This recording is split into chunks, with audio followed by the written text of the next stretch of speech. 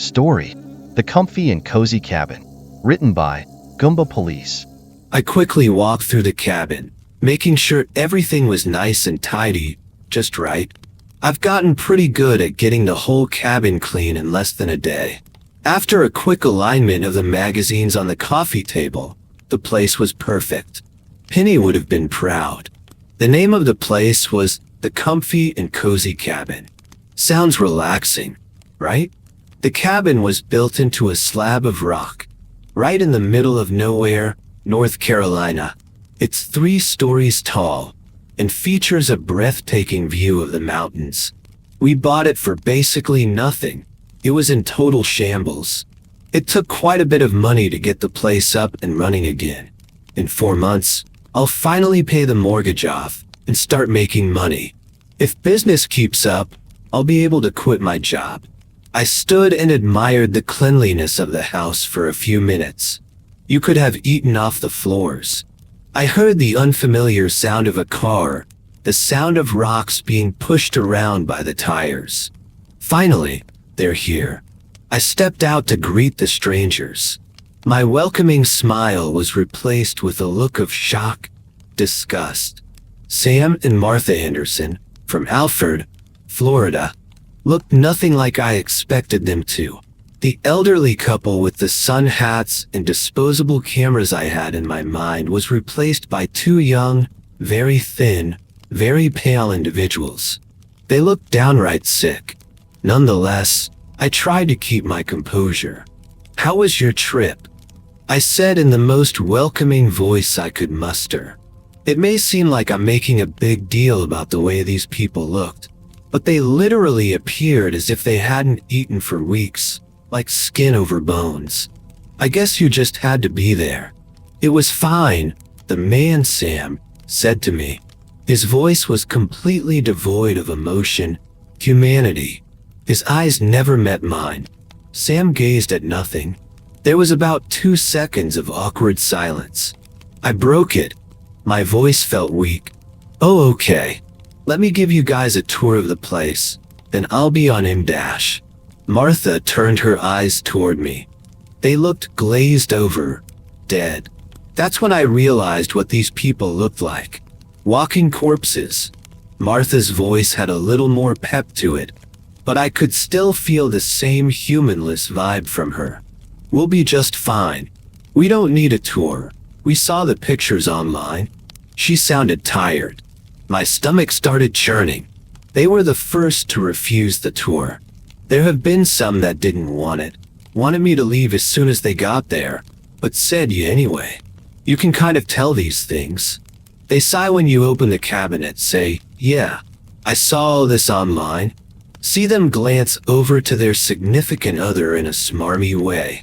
Not a single one of them refused the tour, though.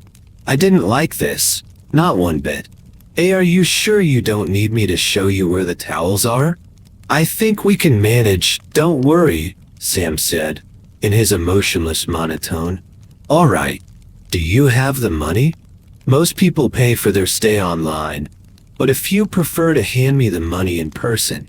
I figured someone who drove for hours to get here wouldn't try to con me, so I let it slide. Also, it's not like I wouldn't know where they were if they gave me fake money. I was hoping that Sam forgot to bring it. "Oh, I'm sorry, Sam. You and your ghoulish wife can't stay here. Get the fuck off of my property, you spooky bastards." Sam slowly put his hand into his pocket and pulled out a wad of $20 bills. He didn't pull them from a wallet. I carefully counted the money, wishing they were a few 20s short, counted it again. It was the right amount, 700 smackers. Fuck. Well, that should do it, I said with the most fake enthusiasm I could muster. "I hope you enjoy your stay at the Comfy and Cozy Cabin. I'll be back in a week." On pure mechanized instinct, I put my hand out, expecting a handshake. Sam looked down at my hand for a beat, as if he couldn't remember what to do. He wrapped his hand around mine. Sam's hand was cold, fucking cold. My entire body went tense. It felt like I was touching something dirty, something dead. My brain went to work, quickly trying to figure out how a living human being could get so cold. It was summer, so he could have had the air conditioning blowing on him for 4 hours straight. No, this was colder than that. I realized I was still shaking hands with Sam. He stood there with a vacant look in his eyes, moving his hand up and down. I pulled my hand away. It felt contaminated. I walked away from them, from the cabin, without saying a word. As I passed Sam and Martha's car, I glanced at it. There was a little girl in the back seat. She looked worried. Unlike the two adults, she was as cute as a button. Her skin actually had color to it. Something in my brain started clanging bells. My senses started screaming at me to take the kid and run. Fuck what you've been taught all your life, Mark. You need to kidnap this child. I quickened my pace, got to my car, and sped off. Why didn't I grab her? Why didn't I follow that all-so-important voice in my head? That voice was there before. It told me to not go for that walk, and I ignored it. That ended real fucking well. Now, something in my head told me another person will die in that cabin because I didn't follow my gut instincts. The girl's face, that slight, composed look she had. It was the face people have when they lie about everything being okay. I deeply regretted my decision to leave her there later. Danny's Bar is one of those places that still exists solely because it's the only place within 30 or so miles to get a drink. Those people, the ones who are doing God knows what in my cabin right now, they made me want a drink, to forget them as quickly as possible. I honestly can't explain it. They made me feel fear, want to curl up in a ball and scream. I was shaken in a way I've never been before. I walked up to the bar, sat down. 3 whole people were here. Busy night, I thought. Why did I let them stay at my cabin? I could have come up with a good lie. Rat infestation. Sewer pipes exploded. Something, anything to make them leave. No, I just let them in. Let them have full run of the house. I guess the need to get away from them as quickly as possible took precedence. I ordered a shot of Old Crow. The bartender, Dan, presumably, poured the drink and pushed the shot glass towards me. He didn't even look in my general direction. And what was the deal with that girl? Everyone else who brought a small kid to the cabin would introduce me to them. Promise me that their child isn't at all like all the other kids. Sam and Martha just left her in the back seat, like she was luggage. I can't believe how close I was to busting a window out and taking her with me. I drank the shot down in a quick gulp, grimacing at the strength. It tasted horrible. I ordered another. I was sure that the kid wasn't theirs. Sam had black hair. Martha had brown. The girl was a blonde. And I very much doubt anyone would have given those creepy fuckers adoption rights. Those bad people were doing bad things in my cabin. I was never so certain of something in my life. The next shot went down easier. I can't remember how many more I had, which probably means I had too many. Somehow I managed to get home without a single incident that I could remember. I passed out the second my face hit the bed. I had a very vivid dream that night. The blonde-haired girl stared at me for the entirety of my sleep. Just sat and stared. It's the first time I've actually felt time pass normally as I slept. I couldn't move, so I watched her look at me with that composed, fearful face for 10 hours straight. She tried to say something once, but it came out in a warbled mumble. Right before I woke up, I saw a shadow slowly appear on her. It was the shadow of a person standing behind me. It raised its hand. She breathed in real deep, like she was going to scream. I woke up before that happened. My head was pounding. I was experiencing the general malaise of a hangover, and my dream had freaked me out pretty bad. Laying back down was not an option. I shambled towards the bathroom sink like a zombie, splashed water in my face, looked up at the mirror, screamed, and fell back into my bathtub. My eyes looked just like Martha's, dead, 2 minutes away from having my eyelids stitched over them. I sat in the bathtub, with all the clothes I had on since yesterday, for nearly an hour. I finally gathered the courage to stand up, to face my reflection. My eyes were normal, alive. I laughed it off. I was in a half-awake state. It was all in my mind. I washed myself and felt 200 times better. I went into the kitchen, started making breakfast. The fog left my brain, and I started thinking again. Those people that are in my cabin left such a terrible, spooky impression on me that I sat in my bathtub for the better part of an hour because I thought a part of my body resembled one of theirs. There was no way they were normal, and my brain kept cycling through the same spiel over and over again. I finally broke down and called the police. I called the station located 20 minutes away from my cabin. I was going to lie at first, tell them that I think they might have loads of drugs or something. I decided on being frank. I told the woman on the other end that the people in my cabin made me very uneasy, that they had a kid that was more than likely not theirs. What do you think they're doing? The woman sounded slightly annoyed. I imagine she had to stop watching her soaps to deal with me. I don't know, but I just think they're doing something bad. I just can't shake the feeling. Okay, we'll have someone look into it. What's your name? I had already told her my name earlier. Mark Gray. Okay, we'll see what we can do. She hung up. My mind was a little more relaxed. If they really were doing something, I'd be notified, and the cops would deal with them. If I didn't get a call, then I was being extremely paranoid for nothing. Or it meant that they didn't send anyone to check out the cabin. I went to work the next day, sold loads of furniture. It was the best week I had all year. My phone rang once. It was a friendly robot, wanting to help me get rid of my credit card debt.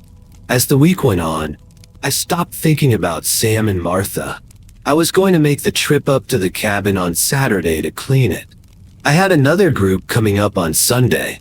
On Friday night, I had another one of those vivid dreams where I could feel time pass. I could move my head around this time, but nothing else. I couldn't even close my eyes. All I saw for a long time was darkness.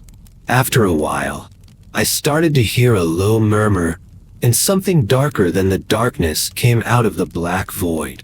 It moved closer and closer until all I saw was the dark figure standing before me. It opened its eyes. They were long dead. The right one was slightly oozing some kind of liquid. I couldn't scream. The only sound I could hear was the murmuring, the whispers of a language I've never heard before. The black thing stared at me for a good hour before it decided to move away. When it did, I saw two more figures in the black void. One had the same dead eyes. It just stared at me. The other one was shorter, the size of a child. It didn't have eyes. I saw two bloody holes where its eyes were supposed to be. Blood slowly dripped from the small black apparition's eye sockets. The figure with the oozy right eye walked over to the two and stood beside them. The blackness slowly started to seep away. My surroundings slowly became the cabin. The things with eyes became Sam and Martha. They were horribly disfigured. I tried to not look at them. The small figure turned into the little girl. Her clothes were covered in blood, as were the tips of her hair. Her eyes were gone, and still leaking dark red blood. She looked at me with contempt on her face. I woke up screaming. It takes me about 2 hours to get to the cabin. Sam and Martha are supposed to be gone by 3. I waited until 4 to leave. I wanted to make damn sure that I never saw them again. In the back of my mind, I wished for some kind of car trouble on the way up there. Something bad enough that would stop me from being able to use it for a few days. Unfortunately, my car is an unbreakable warhorse. I got up to the cabin at 6:07 p.m. As I approached the structure, I saw that Sam and Martha's car was still in the driveway. Fuck. I slammed my hand on the steering wheel.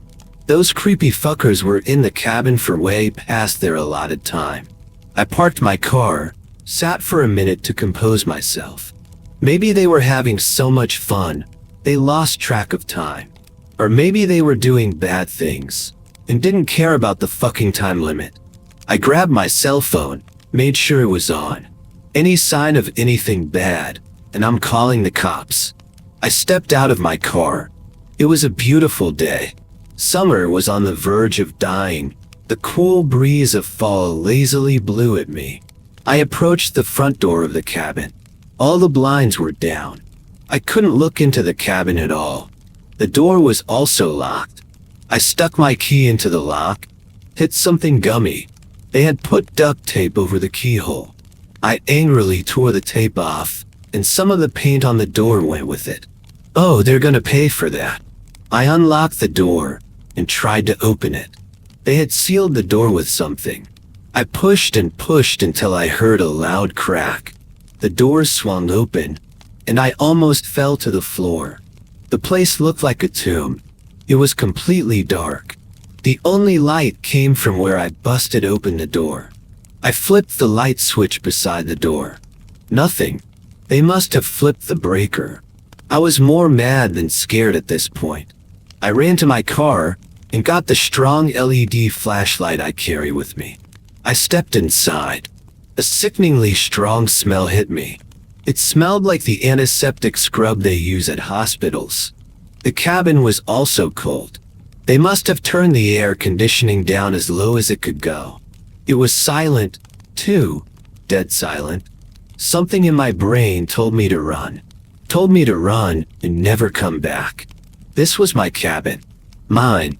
I wasn't going to let a little bit of darkness scare me away. Besides, I wanted to make sure those creepy fuckers paid for every cent of damage they'd done. I shined my light on the door. The broken and split wood nailed to it was once a piece of particle board. They nailed particle boards to all the windows as well. I walked into the kitchen. They hadn't touched a thing. The note I left in the sink, telling them to please make sure they shut the water off completely, was still there. Not a single dish had been touched. I shined my light to the magazines. They were just as I had left them. Aside from all the windows being boarded up, it was like they never stayed here. I turned around to open the fridge, to see if they ate anything. Suddenly a chill started to run up my spine. It didn't stop. The chill kept going up and down. My stomach felt like it was going to explode. Everything went dark. My flashlight went out. I heard a loud slam and became dizzy. The slam turned into a loud buzz that wouldn't stop. I saw eyes, the same dead eyes that stared at me for so long in my dream. I panicked and ran to where I thought the door was. I hit my knee on the end table, fell to the floor. I gasped in pain, stifling my scream for no real reason. I laid on the floor grasping my knee. My hands felt wet from touching it. I didn't realize what that meant. Didn't know who I was or what I was doing here. My mind was nothing but the buzzing noise. I can't remember how long this went on for. The buzzing subsided. My flashlight came back on. The beam seemed to not go as far as it once did, as if it got darker. The temperature had dropped. I could see my breath. My mind became clear again. I looked at my knee. It was bleeding pretty badly. Fuck this. I'm coming back with an army. I carefully stood up, turned around to open the door. It wasn't there. The door wasn't fucking there. I knew I was standing right where the door was supposed to be, but it was just wood. There was a black seam that looked like a burn mark around the wood. The mark was the same size of the door that was once there. I wrapped my knuckles on the wood. It was solid. I gave a quick survey of the living room. All the windows were gone, too. They were replaced with the burnt-on black, seemed to indicate where they once were. I panicked. What the fuck did they do here? Am I even in my cabin anymore? It looked like my cabin, aside from all the exits being sealed. I calmed myself down, Had to think one step at a time. My leg wasn't going to kill me, but I had to put a bandage on it. I keep a first aid kit in the bathroom. I'll fix my leg first, and then try to weigh my options on how to get out of here. I breathed slowly, tried to think of the positives in the situation. The grief counseling I took after she died was finally useful for something. I turned around and saw what I actually cut my leg on. The stairs leading to the upper floor were now metal. Thousands of spikes jutted from them. They were bundled in some places on the steps like rose vines. One of the tips shimmered with my blood. There was no way you could go up those stairs without getting horribly injured. I started to freak out again. This wasn't my cabin. Those creepy fuckers did some kind of creepy thing and took me to a creepy place. Leg. I have to fix my leg. Think about the terrifying staircase later. All I need to do now is fix my leg. I carefully moved around the spikes and limped to the bathroom. To get to the bathroom, you have to walk through the kitchen and go down a short hallway. I walked down that short hallway for at least half an hour. It just kept going. I don't know how to describe it. I saw the door, and it just continued to stretch farther away. I don't know why I kept walking either. It was like I was stuck on a loop. Right when you step into the bathroom, the first thing you see is a mirror. My reflection had no eyes. Its mouth was open, and all I could see was red. I slammed my eyes shut and turned my head away. I looked back at it. It was normal. I gave a wan smile to my reflection. It did the same. I sighed in relief. The medicine cabinet popped open with a happy click. There was nothing in the cabinet, literally nothing. I shined my light into the black void, and the light was swallowed up. There was no indication of an end. I grabbed a toothbrush holder from the counter. It wasn't the same one I bought. The toothbrush holder that I bought was porcelain and had an image of a bear painted on it. This one was made out of wood and had swirly designs etched into it. I tossed it into the void. It never made an impact noise. I slammed the cabinet shut. This was way too much for me. I turned the faucet on to splash some water in my face. The liquid that came out of the spigot looked like coffee and smelled like antiseptic scrub. I sighed and shut the faucet off. I hobbled back to the hallway. My hands were burning from the cold. It became obvious to me that I would freeze to death long before I bled out. There was some winter clothing in the bottom of the blanket chest in the bedroom. It was on the other side of the hallway. I got there with no problems. I walked towards the blanket chest. There was a piece of paper taped to the wall above it. Written in quick, panicked letters, it said, "Do not remove." There was another piece of paper lying beside the chest. I picked it up. A police hat, badge, and one bullet shell was lying under the note. I've been in here for days. I don't know how long exactly. My watch stopped working. I tried to dig through the wall to get out. They didn't like that. I saw something on the other side that made me not want to live anymore. Please don't look outside. You will regret it. I'm sorry, Sarah, but I have to do this. Tell Brad he can have my truck. Terry Ames. So they did send an officer to check the place out. I felt sick, tried to not think about it. I lifted the blanket chest. Some of the stuff had changed, like the toothbrush holder, but most of it was still the same. I killed that man. I sent him here. I tried to put it out of my mind. I dug through the blankets and grabbed up all the winter gear I could. One sweater was now composed of something that felt like paper. It tore when I picked it up. I bandaged my leg with a scarf. It wasn't the best thing to do, but it will work for now. I started crying. I sent a man to his demise because of my paranoia. My selfish fucking paranoia. Why did I do it? Why? I composed myself, pushed the thoughts out of my mind. I got myself all bundled up in the winter clothes.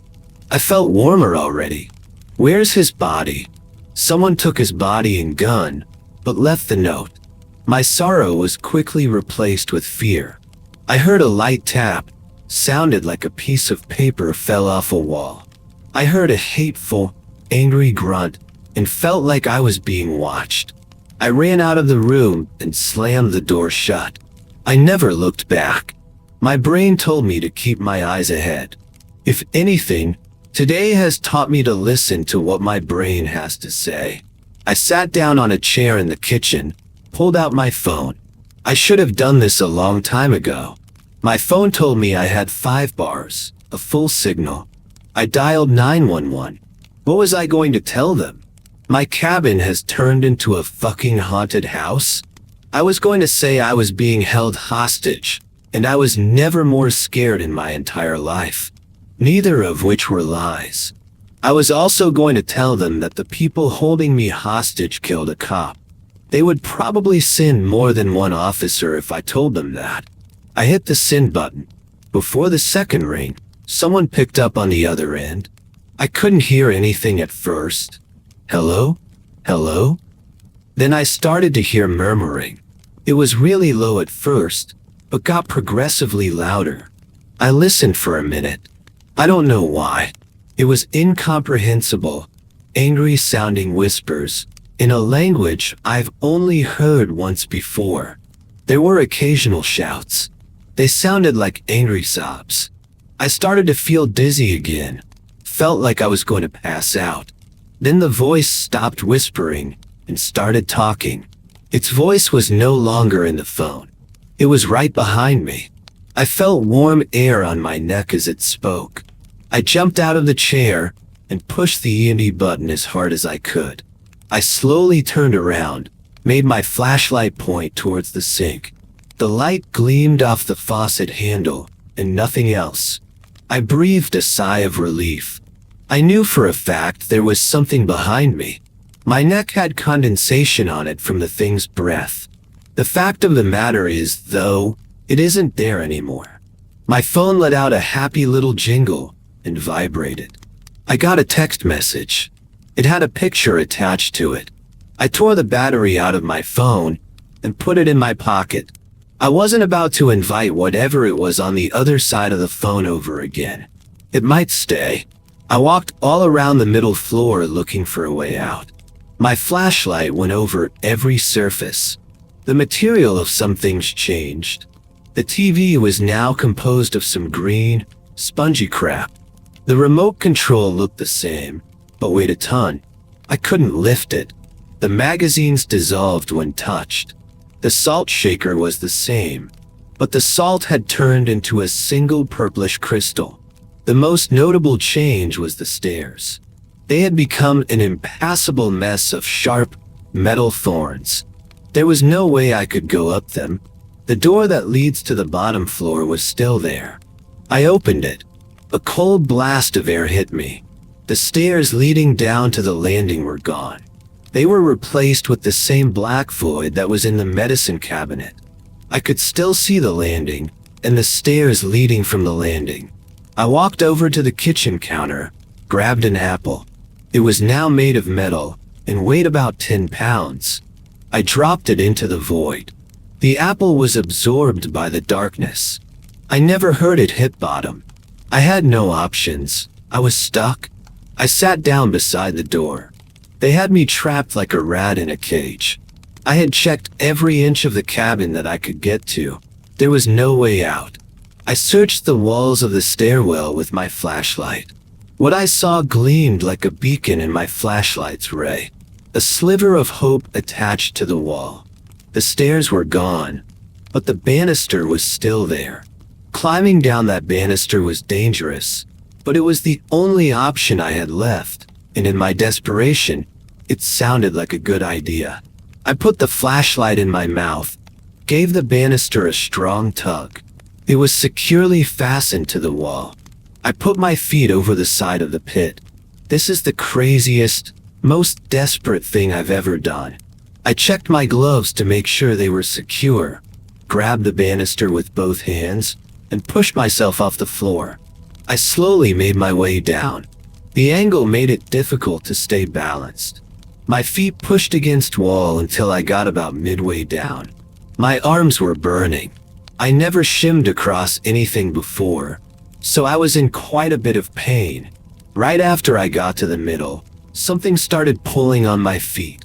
I almost lost my grip the first time it happened. I quickened my pace, started charging down the wall. It would tug occasionally. It almost pulled me down one time. The thought of spending the last moments of my life in that dark void drove me forward. I got to a point where I could put my feet on the landing. I kicked and shook my feet free from whatever was holding me and threw them towards the landing. I quickly moved my arms down the last bit of the banister, crawling with my feet at the same time. I made it. I was so happy to be alive. I sat in the corner of the landing for a good long while. The things I would have done for a drink of water. My arms still felt like noodles, but I felt good enough to start exploring the bottom floor. I walked down the few steps leading to the entertainment room. The first thing I noticed was light. 2 candles dimly flickered on the coffee table. I turned my light towards it. I instantly regretted my decision to come down here. Between the candlesticks lay a pair of eyeballs. They had all kinds of muscles and cords on them. I was so fixated on the eyes that I didn't notice the horror that lay behind them. I approached the eyes, heard a gasp for air. I shined the flashlight behind the eyeballs. I almost fell over in shock. It was the little girl I saw in the car. She was hanging behind the candles. Her hands and feet were cut off. Her stumps were suspended to the ceiling and floor with large metal hooks and chains. Her eyes were gone. I assumed the ones lying between the candles were hers. She had a perfectly straight slice from her neck all the way down her body. There was blood all around her. The girl's chest moved in and out. She was still alive. My brain was fried at the sight of this. This couldn't be real. The girl let out a long gasp of air, craned her neck towards me in an uncomfortable way. I let out a yelp. "Help me." She sounded weak. I didn't know what to do. I stood there dumbfounded. Don't let them come through again. It hurts so bad. "I'm going to get help. What's your name?" "Cindy." "All right, Cindy. I'm going to get help, and we'll get you out of here. Okay?" I was on the verge of tears. She sounded so done. "You can't help me. There's no help for anyone here." The tone of her voice changed. "What do dash? There's no fucking help for you or me." Cindy's voice was now an angry roar. Something in her changed, as if she had become possessed. "Why didn't you get me out of the car when there was a chance for help?" I was shocked. "How did you know I thought about dash?" Cindy cut me off again. "You can't save anyone, can you, Mark? First Penelope, now me? How the fuck do you know about Penny?" "I know quite a bit, Mark. I know what was, what will be, and what could have been." Cindy began to tell me my embarrassing secrets one by one. She even named a few I forgot. I started yelling at the girl. "Stop this now. Right now." The disfigured girl went quiet for a beat. "No. I want to punish you, Mark. I want to make you feel just a tiny amount of the pain I'm suffering." She still had a child's voice, so it was quite disturbing hearing this from her. "I know how my life would have been if you pulled me out of that car. I would have married a man named Arthur Levant when I was 26. We would have been very happy together." Her eyeless sockets stared at me intently. "Now, because of you, I'll never talk Johnny Hicks out of driving drunk when I'm 20. He's gonna kill a family of 4. Look, I'm sorry. I didn't know.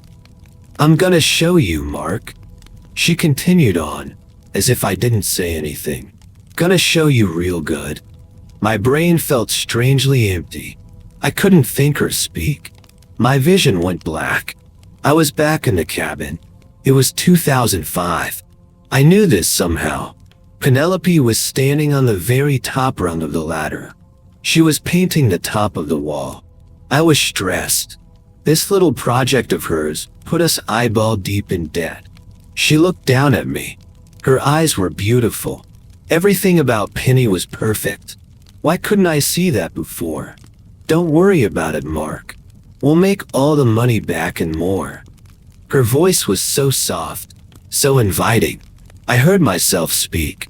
Look, Penny, we didn't have money in our budget for paint this week. You could have waited until next week to do this. The faster we get this done, the faster we can get people to stay here. It's all going to work out, Mark. Grab a brush. We can go $12 over budget. It doesn't matter. I could tell now that Penny was stressed as well, but she held it much better than me. I stood there watching her paint. Her dad dealt with houses all his life. She had to have known something about making money with one. I didn't think of that then, though. I was mad over the $12 she spent without telling me. I then said the 5 words I've regretted saying the most in my life. I'm going for a walk. The walk was nice. The sky was pure blue, a perfect spring day. It helped me clear my head. When I came back, I would find Penny on the ground, blood all around her head. She fell off the ladder, cracked her skull on the floor, and bled out. I would call an ambulance. She would be pronounced dead on the scene. Life would never be good for me again. I finished the renovations on the cabin. I felt it was what Penny would have wanted. People started coming in. Word of mouth spread. And now I have to turn people away because the cabin is so booked up. She was right. It worked out. I hate having to come out to the cabin. It hurts every time I enter it. Instead, in this little world Cindy is showing me, in this plane of existence, I walk to the door and stop. I turn around and say, I don't really feel like walking. Then come over here and paint. We still got a lot to do. So I did. I dumped a brush into the white paint, started to carefully coat the wall. The ladder Penny was on began to topple. I dropped the brush and grabbed the ladder before it fell. Holy shit. I could have taken a mean fall there. She sounded excited. I would have had to use the paint scraper to clean your brains off the floor. She laughed. I did too. The cabin would become a hit. Even more than it is now. I guess some people put more trust in a married couple. I saw myself turning down a couple from the small town of Alfred, Florida. I told the Andersons that we were just too booked up, and we were sorry for not being able to squeeze them into this very specific time frame they wanted. We had 2 beautiful children, Harry and Andrea Gray. Harry would make a modest living as an auto mechanic, and Andrea would become one of the best real estate agents in the South. She could have sold an igloo on the beach. I and Penny retired the cabin when it got too much for our aging bones to care for. We began to live in it permanently. Penelope was beautiful even in old age. I would die before her from some type of illness. The last thing I would have seen was my wife, my children, and my grandchildren. Reality came rushing back to me. I didn't want it to. I was speechless, racked with depression. I would never experience those things, all because of an argument over $12. You didn't save her. You didn't save her. Cindy immediately began taunting me. I moved my light to the mantel. There was an old cast iron fire poker sitting on it. There wasn't even a fireplace down here, but it made a nice decoration. I picked it up. It felt like it was made out of some kind of wood now, and walked over to the girl. I'm just a child. Her voice became frail again. You wouldn't kill a child, Mark. You're not a child. You're a monster. I lifted the poker up. I was going to kill her for showing me what my life could have been like. Cindy began screaming. It was a painful, terrified howl. I heard a terrible ripping noise. The split going down her body began to open up.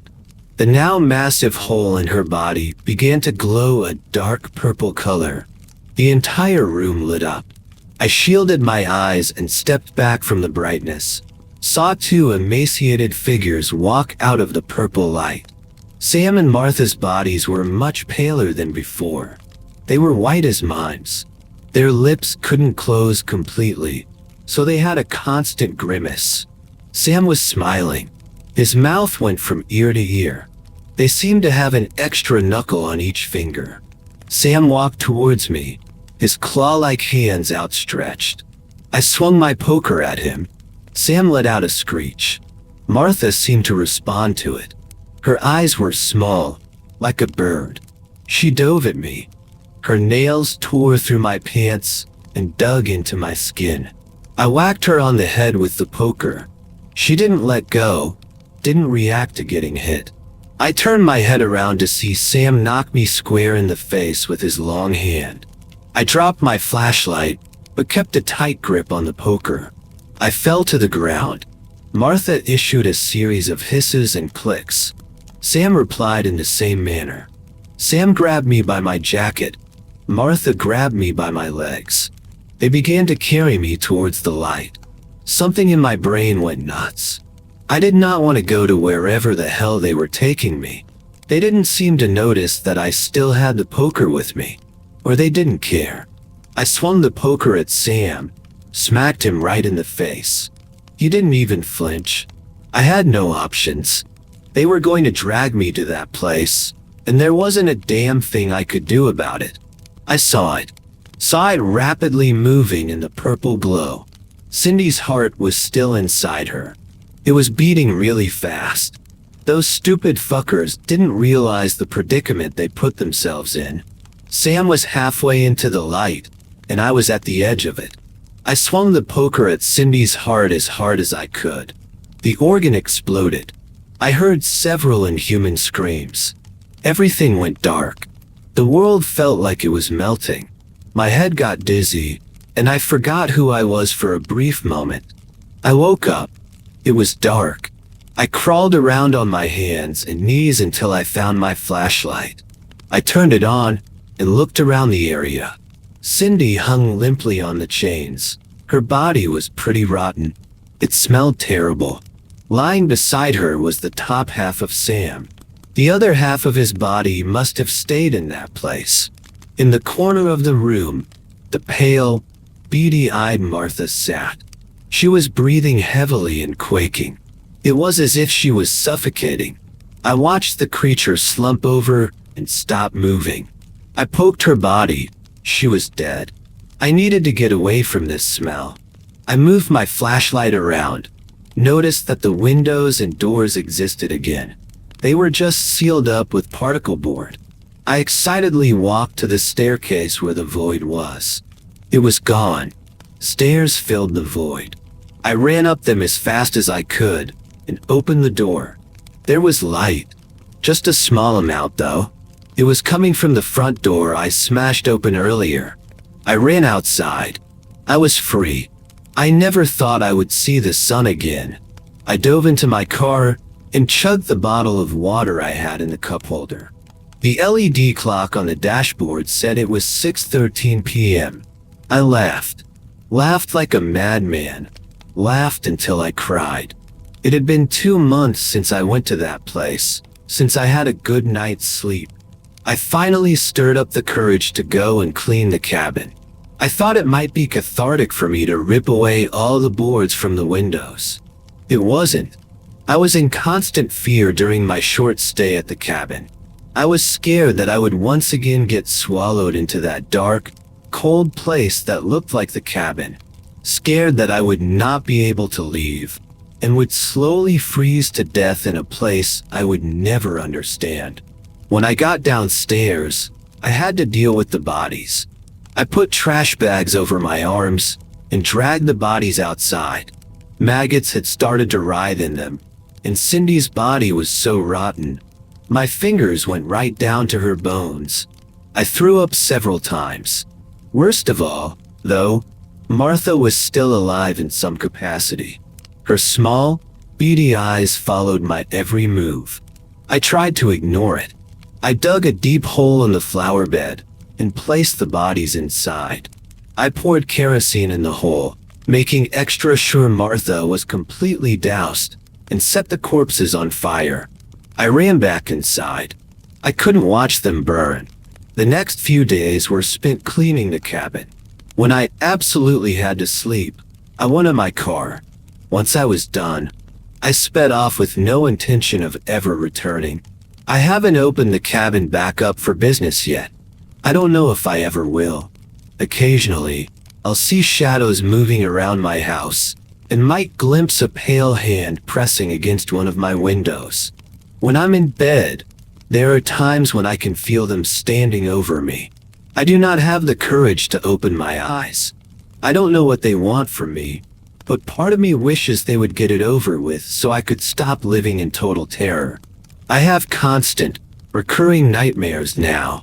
Most of the time, I'll dream about an endless field of pale, dead-eyed people staring at me. Another common dream is of me stuck in a cold, dark room, screaming for help. My eyes are gone. The worst dream of them all, though, is the one that shows me the life I could have had with Penny. The life that Cindy let me know I missed. It always begins with me saving Penny from the ladder fall. Then it cuts to various moments of our life that could have been real had I not gone on that walk. I'll wake up and throw my arm over to Penny's side of the bed, to hold her close, to tell her that I love her. Every single time, though, my arm hits the cold, empty bed.